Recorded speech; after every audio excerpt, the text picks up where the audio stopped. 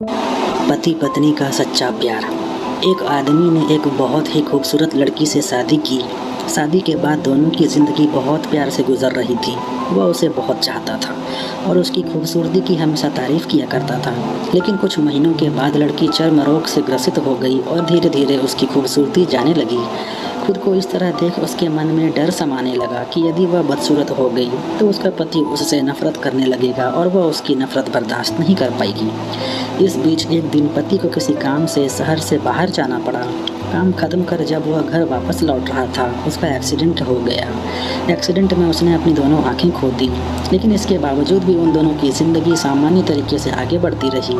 समय गुजरता रहा और अपने चर्म रोग के कारण लड़की ने अपनी खूबसूरती पूरी तरह गंवा दी।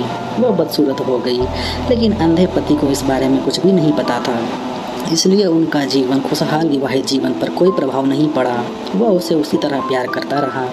एक दिन उस लड़की की मौत हो गई। पति अब अकेला हो गया था। वह बहुत दुखी था। वह उस शहर को छोड़कर जाना चाहता था।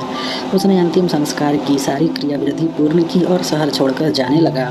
तभी एक आदमी ने पीछे से उसे पुकारा और पास आकर कहा, अब तुम बिना सहारे के अकेले कैसे चल पाओगे? इतने साल तो तुम्हारी पत्नी तुम्हारी मदद किया करती थी।